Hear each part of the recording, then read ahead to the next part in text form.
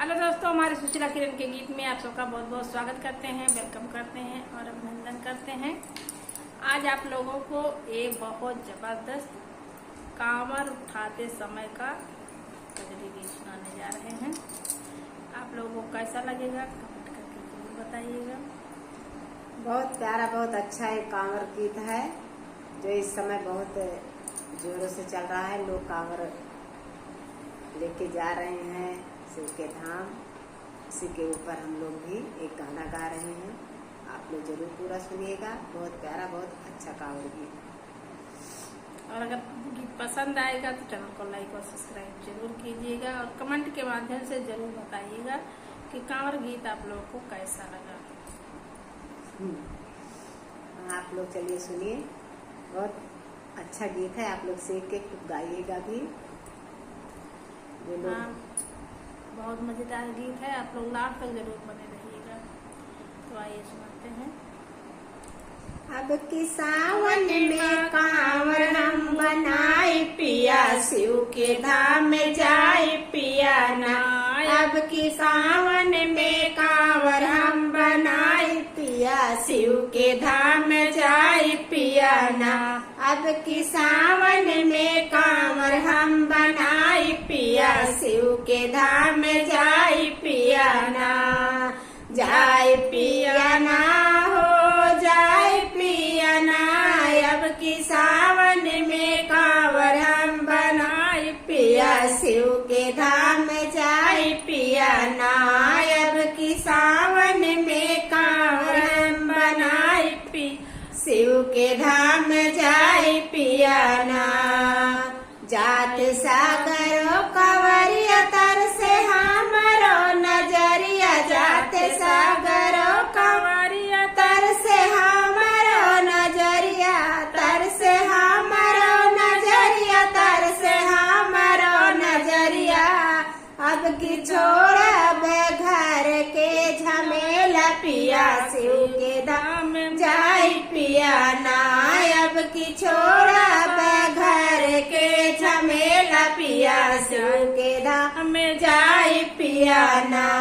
अब की सावन में कांवर हम बनाए पिया, शिव के धाम जाए पिया ना। अब की सावन में कांवर हम बनाए पिया, शिव के धाम जाए पिया ना। शिव के धाम जाए पिया, शिव के धाम जाए पिया ना। अब की सावन में कांवर हम बनाए पिया, शिव के धाम जाए पिया ना। अब की सावन में कांवर हम बनाए पिया, शिव के धाम जाए पिया ना। शिव जी है अंतर्यामी, बात जन दिल के जानी। शिव जी है अंतर्यामी, बात नहीं है दिल के जानी, बात नहीं है दिल के जानी, बात नहीं है दिल के जानी। बेल पत्र धतूरा चढ़ाई पिया, शिव के धाम जाए पिया ना। बेल पत्र धतूरा चढ़ाई पिया, शिव के धाम जाए पिया ना। अब की सावन में कांवर हम बनाए पिया, शिव के धाम जाए पिया ना। अब की सावन में कांवर हम बनाए पिया, शिव के धाम जाए पिया ना। जाए पिया ना हो जाए पिया ना। अब की सावन में कांवर हम बनाए पिया, शिव के धाम जाए पिया ना। अब की सावन में कांवर हम बनाए पिया, शिव के धाम जाए पिया ना।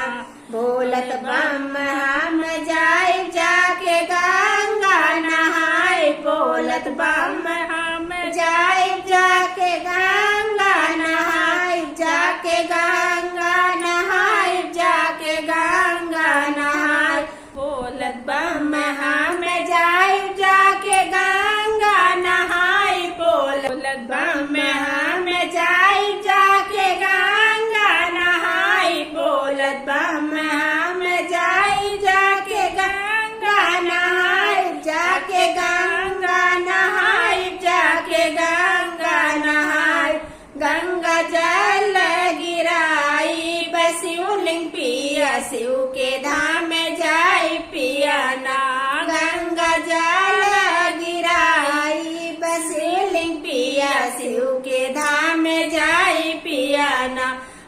की सावन में कांवर हम बनाई पिया शिव के धाम में जाई पिया ना।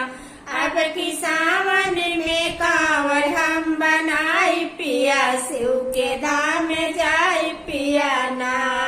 जाई पिया ना हो जाई पिया ना। अब की सावन में कांवर हम बनाई शिव के धाम में जाई पिया ना। अब की सावन में कांवर हम बनाई पिया शिव के धाम में जाई पिया ना। हेलो साथियों, बहुत प्यारा और धमाकेदार कांवरिया गीत है। आप लोग खूब सीखिए, खूब गाइए। बहुत अच्छा, बहुत प्यारा गीत है। और अगर गीत पसंद आएगा तो चैनल को लाइक और सब्सक्राइब जरूर कीजिएगा और कमेंट के माध्यम से जरूर बताइएगा कि कांवर गीत आप लोगों को कैसा लगा। फिर मिलेंगे अगले गाने के साथ, तब तक के लिए